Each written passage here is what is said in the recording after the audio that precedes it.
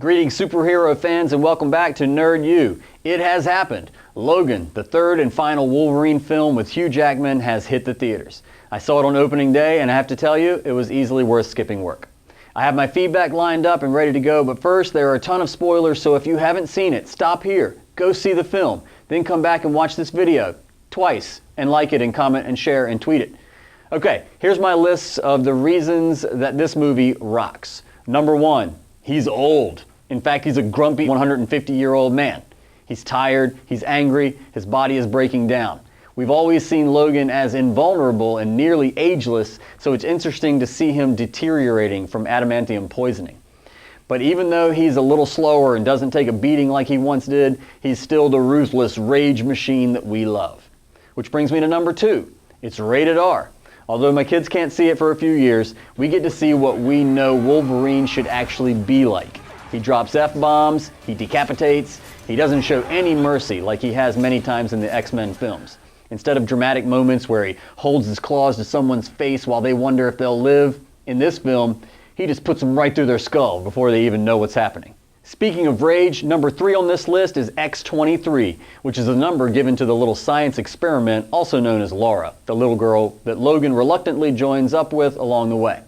There was a risk that this could have backfired on the producers. She could have turned into a corny kid's sidekick like Robin or Aqualad, but they nailed it here. She has the right balance of vulnerable exploited child and outright killing machine. Seriously, when she gets her fight on, she's a Cuisinart, a blade-spinning, blood-splattering, back-flipping whirlwind of blind, dismembering fury and bloodshed. It was downright uncomfortable watching a little kid kill like that. But you know, that's the point. The baddies turned her into something unnatural. Hopefully the director, James Mangold, didn't do the same thing and turn young actress Dafne Keen into a bloodthirsty sociopath. By the way, I first heard of this character in the animated series X-Men Evolution, where she was portrayed as a teenager. Her brief arc in that series is worth checking out. Alright, back to Logan. Number 4, the comic books they used in the film. I know it's just a little detail, but I loved how they worked the actual X-Men comics and toys into the film, with Logan complaining how the publishers got it all wrong. Number 5, senile Professor X. It's interesting to see the world's strongest telepath enter into dementia. It gives the character a sense of reality to experience something so mortal. Plus, it's way cool to see the results of extreme power out of control. And by the way, there are hints that Xavier's control issues may have led to the demise of the rest of the X-Men, which matches with the somewhat dystopian feel of this film. So cool. Finally, number 6, Wolverine dies. As I said in my preview video, which you should go watch after this one, I wanted to see Wolverine go down in a bloody blaze of glory. I didn't want any cliffhangers. I didn't want the door to be open for Jackman's return. I wanted the story to end.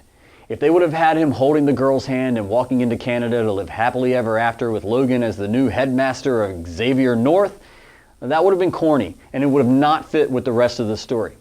Which brings us to the next question of where does the series go from here with the death of 2 main characters and the presumed death of all the others. But that discussion is for another video when we figure out what to do with this convoluted X-Men timeline. Until then, let's all appreciate the great 5-star film Logan one more time. And if you want to add to what I've said here, comment below. Hit me up on Twitter at NerdUmedia. And please help a fellow nerd out and subscribe here and follow us on Twitter. I'd love to use your comments in future videos. Until we meet again, see you next time, nerds. Please hang up and try again.